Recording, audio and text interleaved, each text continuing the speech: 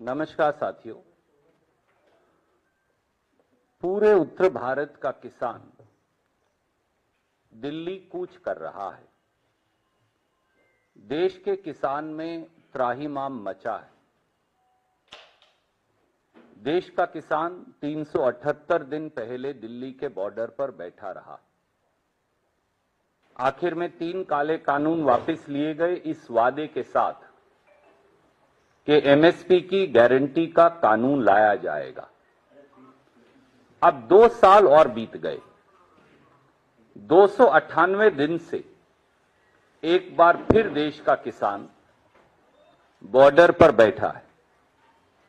किसान की मांग क्या है कि पैदल शांतिप्रिय तरीके से दिल्ली के हुक्मरानों से, मोदी सरकार से वो आकर अपनी मांग की गुहार लगा सकें, न्याय मांग सकें।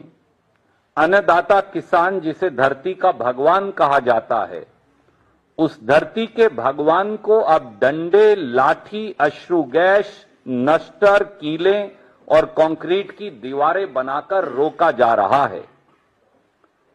जो मिजोरम से किया जा रहा है, मोदी सरकार वही अन्नदाता किसान से भी कर रही है। फिल्म देखने का समय है प्रधानमंत्री जी और पूरी कैबिनेट को, पर देश के किसान की बात सुनने का समय नहीं, जो 298 दिन से बॉर्डर पर यह गुहार लगा रहा है कि वो दिल्ली आकर झोली फैलाकर अपना अधिकार मांग सके और मोदी सरकार को अपना वादा याद दिला सके जो 2 वर्ष पहले किया था।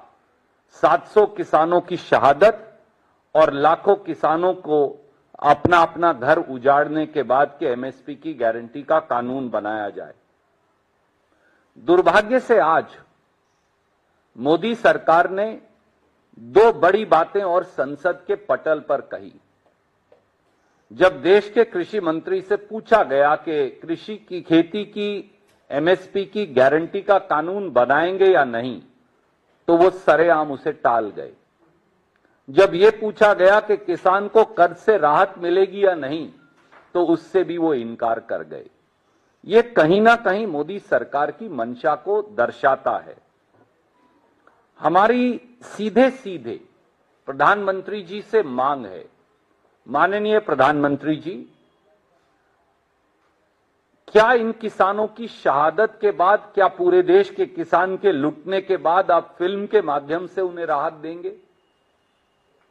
देश के माननीय प्रधानमंत्री जी को बगैर किसी देरी के किसानों को वार्तालाप के लिए बुलाकर इसी संसद के सत्र में एमएसपी की गारंटी का कानून पारित किया जाना चाहिए। यह भारतीय राष्ट्रीय कांग्रेस की मांग है।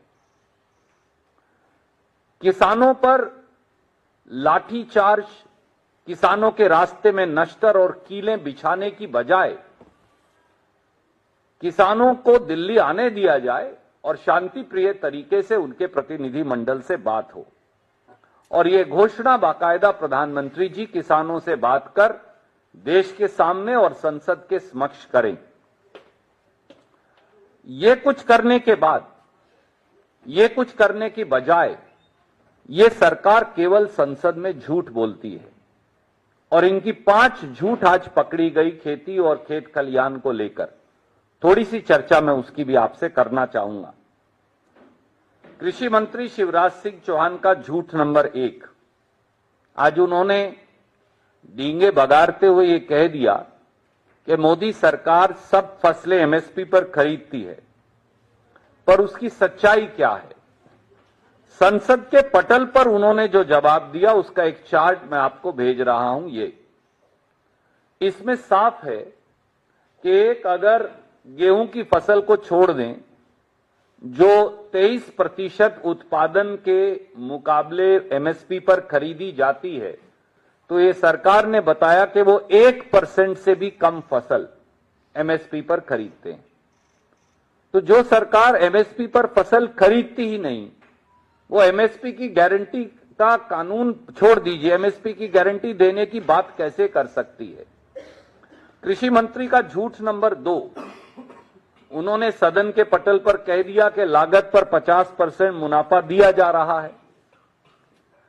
पर 6 फरवरी 2015 को इसी सरकार ने शपथ पत्र दिया और कहा कि अगर किसानों को लागत पर 50% मुनाफा दिया जाएगा तो फिर मार्केट डिस्टॉर्ट हो जाएगी, यानी मार्केट खराब हो जाएगी। और यह शपथ पत्र पत्रकारों को या कांग्रेस को नहीं दिया, यह देश के सर्वोच्च न्यायालय को दिया। कृषि मंत्री का झूठ नंबर 3, उन्होंने आज ये शेखी बगारी के एमएसपी जो है वो लागत से 50% मुनाफे की बजाय 100 या 200% मुनाफे पर दिया जाता है। दुर्भाग्य से विपक्ष को तो सवाल नहीं पूछने दिए गए, पर वास्तविकता क्या है? भाजपा शासित प्रदेशों ने agriculture cost and price commission को लिखकर दिया है कि जो एमएसपी निर्धारित किया जा रहा है उनके प्रदेशों में अलग अलग फसलों की लागत वो उससे 100%, 150%, 200% तक कम है। तो इसलिए मैंने एक सीएसीपी की रिपोर्ट से एक चार्ट आपके लिए बना दिया, आपका समय नष्ट ना हो, और ये मैं आपको भेज रहा हूं। एक दो उदाहरण देता हूं। जैसे महाराष्ट्र ने कहा कि 4,461 रुपया लागत है किसान की गेहूं की। गुजरात ने कहा कि 4,050 रुपया प्रति क्विंटल लागत है गेहूं की, पर रेट तो मिला नहीं। यही चने का हाल है, यही मसर का हाल है, यही सरसों का हाल है। कृषि मंत्री शिवराज चौहान का चौथा झूठ, उन्होंने ये कह दिया कि हमने 80%, 150% एमएसपी को बढ़ा दिया। एक पूरा चार्ट सदन के पटल पर रख दिया। तो ये जुमला नाथन कृषि मंत्री की सच्चाई, हमने पिछले 2 साल का चार्ट आपको निकाल कर रखा कि पिछले साल एमएसपी क्या था और इस साल क्या है। बस, ये तो कोई सीक्रेट नहीं है, पब्लिक डॉक्यूमेंट है। और अगर आप देखें, इन्फ्लेशन हमारे यहां 7% है, फूड इन्फ्लेशन 14% है, 15% भी है। गेहूं के एमएसपी में बढ़ोतरी हुई कितनी, आप ये देखेंगे 6%, जौ में 7%, चने में 3%, मसर में 4%।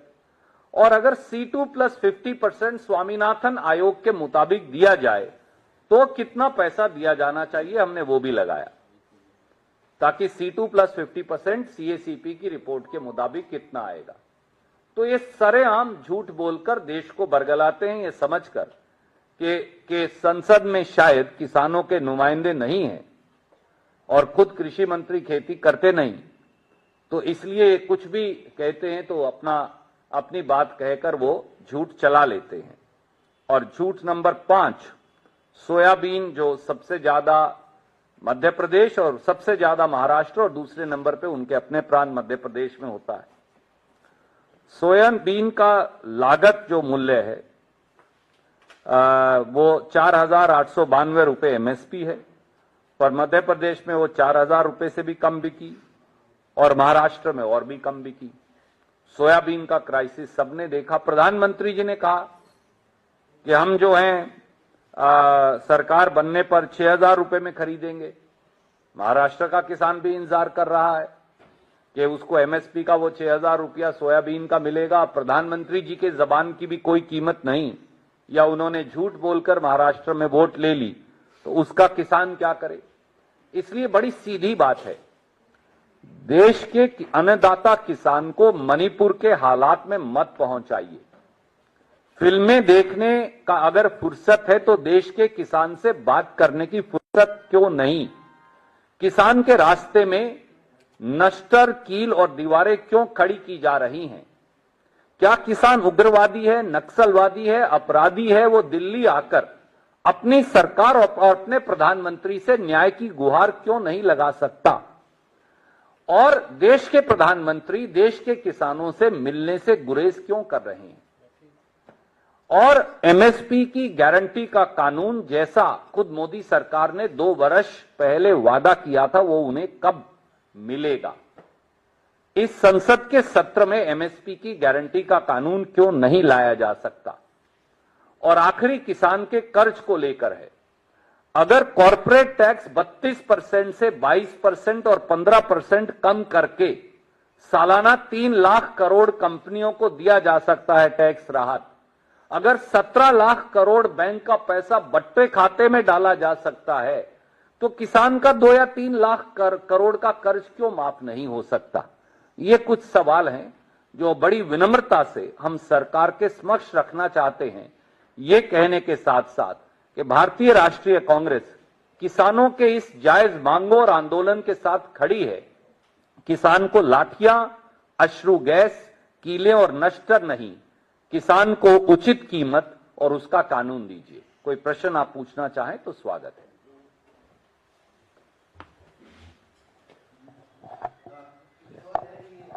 मंत्री अनिल विज वो कह रहे हैं कि अगर किसानों को दिल्ली ही जाना था तो वो पहले केंद्र सरकार से, राज्य सरकार से इजाजत लेते, उनके पास ऑफिशियल परमिशन होता, फिर कोई नहीं रोकता। क्योंकि इजाजत नहीं ली है और कानून व्यवस्था को संभालना राज्य की जिम्मेदारी है, इसलिए ये स्थिति उत्पन्न है। आदरणीय मित्र, वो तो अब गृह मंत्री नहीं रहे, हालांकि उन्हें भयम है कि वो हैं अभी भी, पर अब तो उनसे महकमा छीन लिया गया है।